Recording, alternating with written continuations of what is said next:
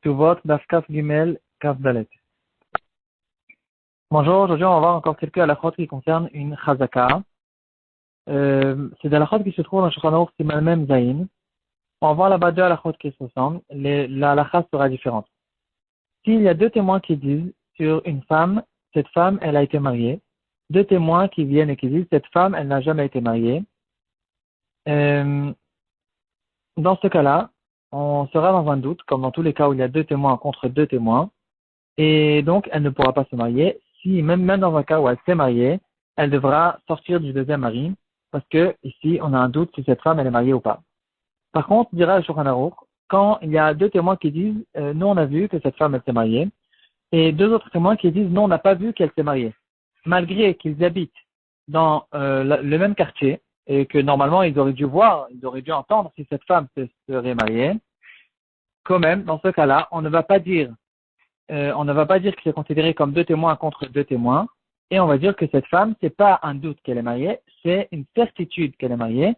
Pourquoi? Parce que il y aura une logique qui dira, c'est une règle générale qui dira, quelqu'un qui dit je n'ai pas vu, ce n'est pas une preuve, parce que c'est pas un témoignage. Quelqu'un qui dit j'ai vu telle et telle chose, alors ici il y a un témoignage. Mais quelqu'un qui dit je n'ai pas vu, alors tu n'as pas vu, peut-être qu'elle s'est mariée en cachette, peut-être que tu as raté l'événement, et c'est pas un témoignage, c'est pas une preuve. Quelqu'un qui dit en négatif, moi je n'ai pas vu telle et telle chose. Il faudrait quand même essayer de comprendre quelle est la différence entre les deux cas. Pourquoi dans un cas on considère ça comme deux témoins. Les Mefarshim ils essaient un petit peu d'expliquer, on va pas rentrer là-dedans. Mais en tout cas, ici, on voit une règle générale qui dira que quand quelqu'un dit je n'ai pas vu, même s'il habite dans le quartier, même si c'est la personne qui connaît tout le temps, alors c'est pas une preuve, c'est pas considéré comme on ne peut pas considérer ça comme un témoignage que cet événement n'a pas eu lieu. Quel est le din? Maintenant, on va reprendre cette règle générale. On va voir dans d'autres exemples est-ce qu'on va dire cette chose-là. Et les poskim ils vont relever le sujet suivant. Est-ce que quelqu'un qui dit moi je n'ai pas vu mon rav faire telle et telle chose, est-ce que c'est considéré comme un minag ou pas? Est-ce que ici, à propos des minagim, pas à propos des halachot, on peut prouver de quelqu'un qui dit moi je n'ai pas vu telle et telle chose qui se fait, nous on n'a jamais entendu telle et telle chose, on n'a jamais vu cette chose-là faire, c'est des phrases qu'on peut entendre souvent des gens.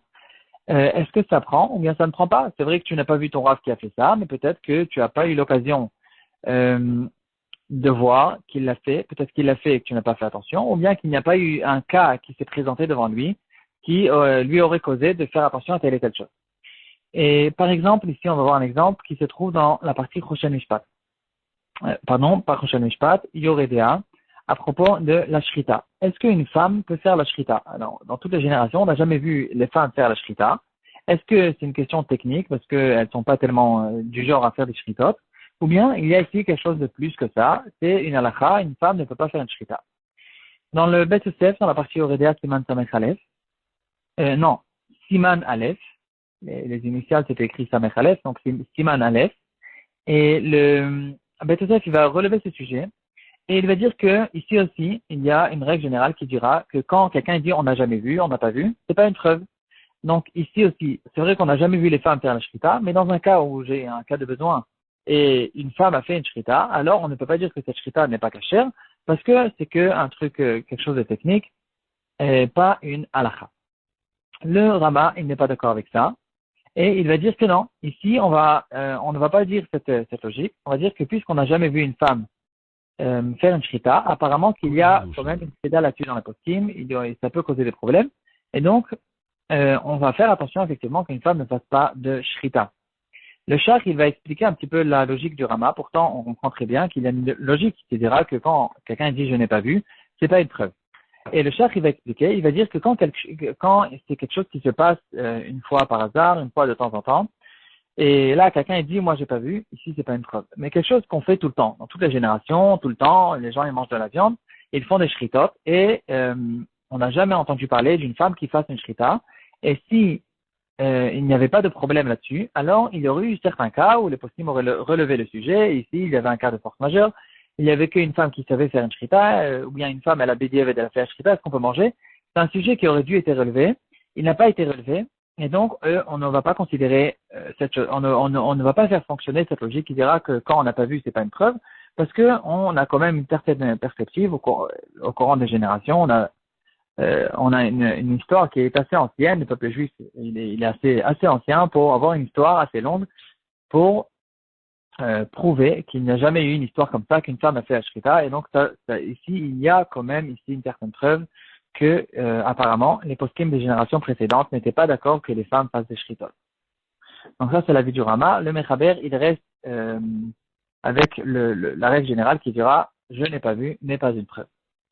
De là, on va passer au cas contraire. Donc, on a vu le cas d'une femme qui, deux témoins ont dit elle a été mariée, deux témoins ont dit elle n'a pas été mariée, on n'a pas vu qu'elle a été mariée. Quel est le dit dans le cas contraire? Une femme que tout le monde sait comme étant une femme mariée, deux témoins viennent et disent cette femme a été divorcée. Et deux autres témoins viennent et disent non, cette femme n'a pas été divorcée. Ici, on dira qu'elle restera dans sa chazaka, que cette femme, elle a une chazaka de Eshetish. Malgré qu'ici aussi, on aurait pu faire fonctionner cette logique, parce que c'est vrai que tu n'as pas vu, tu n'as pas fait attention que cette femme n'a pas été divorcée. Peut-être que oui, elle a été divorcée, donc en quoi on considère ça comme un témoignage? Mais quand même, ici, puisqu'il y a une chazaka, et donc il y a une chazaka, que cette femme, elle est mariée, il faut qu'on ait une certitude complète qu'elle a eu un guet. Tant qu'on n'a pas de guet dans la main, on ne peut pas la considérer comme une femme qui peut se remarier. Et de là, on en arrive à une histoire qui a bouleversé le monde de l'Europe de l'Est il y a à peu près 200 ans. C'était l'histoire des poskim de tout le monde. C'était une grande marloquette.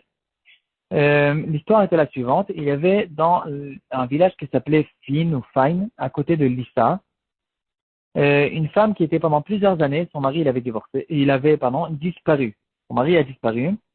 Et cette pauvre femme ne pouvait pas se remarier. Un jour, il y a un homme qui arrive dans son magasin, le magasin de la femme, et il commence à discuter avec elle. Il lui dit, ah, ton mari, il a disparu, tu sais, moi, je pense que je le connais, ton mari. Je sais où il est.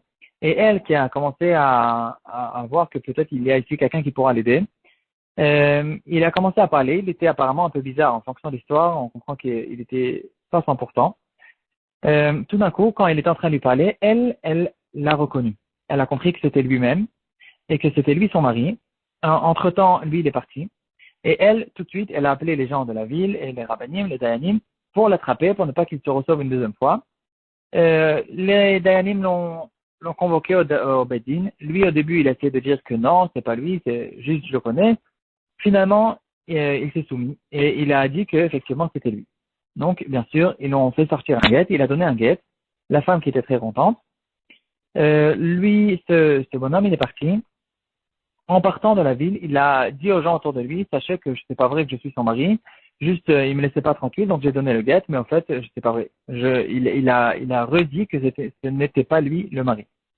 Entre-temps, l'histoire n'est pas finie. Il est arrivé dans une autre ville qui s'appelait Premyslo. Ou Premyslo, c'est un peu difficile d'écrire les noms les polonais ou russes dans les lettres hébreux. Donc, il est arrivé dans une autre ville et ici, il s'est passé quelque chose de très bizarre. Il arrive dans la ville, il rentre dans le village, il arrive au marché et tout d'un coup, les gens ils se mettent autour de lui, ils disent mais regardez, c'est le mari de une telle, qui elle aussi, son mari a disparu il y a quelques années et maintenant il est revenu. Donc tout de suite ils l'ont attrapé et elle aussi, quand ils l'ont appelé, elle a dit effectivement c'est mon mari. Il a un peu changé, elle a compris que il a dû être malade, il a dû tourner dans les villes, dans les villages, mais en tout cas, dans son exil, c'était logique qu'il a dû, ses cheveux ont blanchi, etc. Mais quand même, elle a reconnu. La même histoire s'est passée dans le deuxième village. Les Dayanim, ils sont venus, ils lui ont dit, regarde, toi tu es le mari, pourquoi tu es parti, etc. Finalement, il s'est soumis, il a donné un guet et il est parti. Et les Dayanim de la deuxième Keila, de Premeslo, ils ont dit que c'est bon, cette femme de chez elle, cette femme de leur village, elle est permise, elle a eu un guet. Et si c'est comme ça, la femme, la Aguna qui se trouvait dans Fain, elle est restée chatiche parce que non, on a un témoignage que cette personne, c'était le mari de la deuxième et pas du premier. Et là, c'était bien sûr le grand débat au jour. Tout le monde en parlait. Qu'est-ce qui se passe avec cette personne? Il est un peu bizarre. C'est lui, c'est pas lui, etc. Le Nodab Yehuda qui était proche d'une de ces deux femmes, si je ne me trompe pas, je pense qu'il était proche d'une de ces deux femmes. Il est rentré dans toute cette histoire. Il en parle dans Siman Samerhe, dans la partie Ebenezer. Et finalement, il va dire que puisque ça n'existe pas deux personnes qui sont les mêmes, il y aura tout le temps des différences. Et donc, malgré qu'on connaît de notre temps, il y a des sosis, mais il y aura tout le temps certaines différences, puisque on ne peut pas savoir, il y a des témoins ici et des témoins là-bas, que c'est lui le mari. Donc, si c'est comme ça, pour l'instant, les deux femmes doivent rester avec leur chazaka de Eshetish, et tant qu'on n'a pas une certitude que c'est son mari qui lui a donné le guet, alors elle ne pourra pas se remarier.